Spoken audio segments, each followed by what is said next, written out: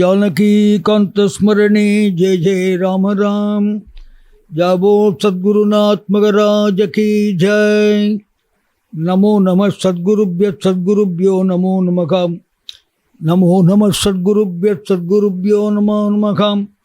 प्रह्लाद नारद पराचर पुंडलीक व्यासांबरीष सुखसौनिक बिष्मदल्भ्यान् रुक्मांगदार्जुन वसिष्ठ भीषणादीन् पुण्यानिमान् परम भागवतान् स्मरामि। अरे नामैव मम जीवनं कलो नास्त्येव गतिः अन्यथा। गोपिका जीवन स्मरणे गोविंद गोविंद। कलो नास्त्येव गतिः अन्यथा அப்படிங்கிறா இந்த ஸ்லோகத்தில். கலியில வேற கதி இல்லை, அந்நிய கதி இல்லை, நாஸ்தி. அந்நிய கதி அப்படின்னா பக்தியில பல மார்க்கங்கள் இருக்கு. நவவித பக்தின்னு பிரகலாத சொன்ன மாதிரி சிரவணம், கீர்த்தனம், விஷ்ணோகோ ஸ்மரணம், அர்ச்சனம், வந்தனம், தாஸ்யம், சக்கியம், பாதசேவனம், ஆத்ம நிவேதனம்னு 9 பக்தி அவர் சொன்னார். மற்ற நம்ம அனுஷ்டிக்கிற பக்தி பார்த்தேன்னா விரதம், யாகம், யோகம், தீர்த்த யாத்திரை, ஜபதபாதி கர்மங்கள், தீ மிதிக்கிறது, இப்படின்னு பலவிதமான பக்தி நம்மளே பிரத்யட்சமாக பார்த்துன்னு இருக்கோம். இப்போ அந்நிய கதி இல்லை அப்படின்னா நாம சங்கீதத்தை விட்டால் வேற கதி இல்லை அப்படின்னு சொல்லுவாளே அப்படின்னா, பலவிதமான பக்தி இருந்தாலும் அந்த பக்திக்குன்னு சில நியமங்கள் இருக்கு. அந்த நியமத்துப்படி பண்ணாதான் அந்த பக்தி பலன் கொடுக்கக்கூடும் அப்படின்றது ஒரு சாஸ்திரம். ஆனால் எந்த பக்தியும் நம்மளால இந்த நியமத்துப்படி பண்ண முடியல. காரணம் கலையர்கே தோஷனித்தேன்னு அவளே சொல்லிட்டா. கலிகாலம் தோஷங்களால் பீடிக்கப்பட்ட காலம். ஒரு ஹோமம்னு எடுத்துட்டா, யாகம்னு எடுத்துட்டா அந்த திரவியங்கள் லோபம் இல்லாமல் இருக்கணும். என்ன திரவியமோ உபயோகப்படுத்துகிற திரவியங்கள் லோபம் இல்லாமல் இருக்கணும். சுத்தமான திரவியங்கள் கிடைக்க மாட்டேங்கிறது. அந்த ஹோமம் பண்ணுறதுக்கு உள்ள கர்த்தாக்கு நேரம் கிடைக்கல. ஏதோ கொஞ்ச நேரத்தில் சொல்ப நேரத்தில் முடிச்சுட்டு மற்ற லௌகிக வேலையை பார்க்க வேண்டியிருக்கு. அதனால அவரால் அதில் புதுசாக ஃபுல்லாக இறங்கி பண்ண முடியல. விரதம் இருக்கலாம் அப்படின்னா விரதத்தை போல ஒரு சத்தியான பக்தி கிடையாது. ஏகாசி விரதம், கிருத்திகை விரதம்னு நிறைய பேர் இருக்கும். அப்போ விரதம் என்னாச்சு, அன்னி பூரா சாப்பிடாம இருந்தால் அது பக்தின்னு நினச்சிட்டு இருக்கோம். சாப்பிடாம இருக்கிறது பக்தி அப்படின்னா நித்தியம் லட்சக்கணக்கான பேர் சாப்பிடாம இருக்கா. இப்போ அதெல்லாம் பக்தியில் சேருமா? அதெல்லாம் பட்டினி அப்படின்னு சொல்லிடுறோம். ஆனால் நம்ம ஏகாசனிக்கு உபவாசம் இருந்தால் அதை பக்திங்கிறோம். அந்த உபவாச நேரத்தில் மற்ற என்ன விதமாக லௌகிக காரியங்கள் பண்ணால் தப்பு இல்லை. அதை பண்ணிட்டு இருக்கோம், வேண்டாமேங்கிறார். இதெல்லாம் வேண்டாமே. அலம் விரதைகி, அலம் தீர்த்தைகி, அலம் யோகைகி, அலம் மகைகி. உன்னால் விரதம் சுத்தமாக இருக்க முடியல. பகவத் சிந்தனையோட பிரகலாதன் இருந்த மாதிரி, துருவம் இருந்த மாதிரி அனவரதமும் அவனை தியானம் பண்ணிட்டு தான் அது விரதம். தீர்த்த யாத்திரை போலான்னு கிளம்பி கங்கைக்கு போகிறா, சந்திரபாகா போகிறா, இல்லை காவேரி போகிறா. போன இடத்துல கங்கையும் சந்திரபாகாவையும் நாஸ்டின்னு இவாளே சொல்கிறான். பரம பவித்திரமான கங்கையை ஒருத்தனை அசுத்தமாக ஆக்கிட முடியாது. இப்போ அசுத்தமாக தெரியறது என்ன, எவன் ஸ்நானம் பண்ணுறானோ அவருடைய பாவத்தை வாங்கினதால கங்கை அசுத்தமாக இருக்கே தவிர்த்து கங்கையோட ஸ்வரூபம் இல்லை அது. அப்போ தீர்த்த யாத்திரையும் உன்னால் நித்தியமாக பகவான் கங்கை சத்தியம்னு உன்னால் நம்பி ஸ்நானம் பண்ண முடியல. ஒரு பாராயணமோ ஜபதபாதிகள் பண்ணும்போது பலவிதமான லௌகிக தொந்தரவு நம்மளை அறியாமல் நம்மளை தேடி வர்றது.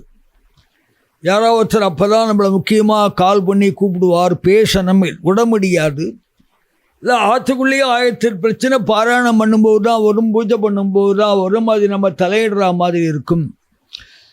இதெல்லாம் நம்மளால் தவிர்த்துட்டு சுத்தமான ஹிருதயத்தோட வேறு அந்நிய சிந்தனை இல்லாமல் எந்த பக்தியும் உன்னால் கைகாலத்தில் பண்ண முடியாது. அப்படி பண்ணால் அதனுடைய பலன் அதி விசேஷம்.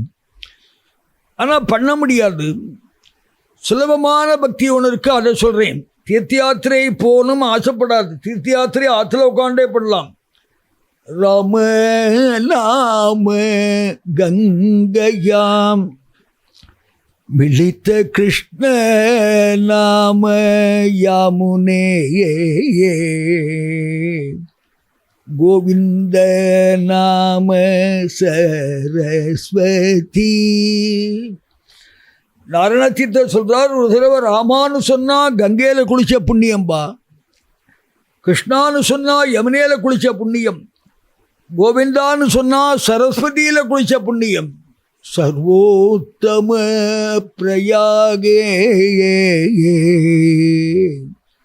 ஒரு தாட்டி ராமகிருஷ்ண கோவிந்தான்னு சொன்னா உத்தமமான பிரயாகேல போய் ஸ்நானம் பண்ணா என்ன புண்ணியமோ அந்த புண்ணியம் உங்க ஆத்திலே உனக்கு கிடைக்கும்பா. அப்போ தீர்த்த யாத்திரை போய் கஷ்டப்பட்டு அந்த ஜலத்தை தூஷிக்கிறதோட உட்காந்து ராமகிருஷ்ண கோவிந்தான்னு சொன்னால் அந்த புண்ணியம் கிடைக்க போகிறது. ஜபமோ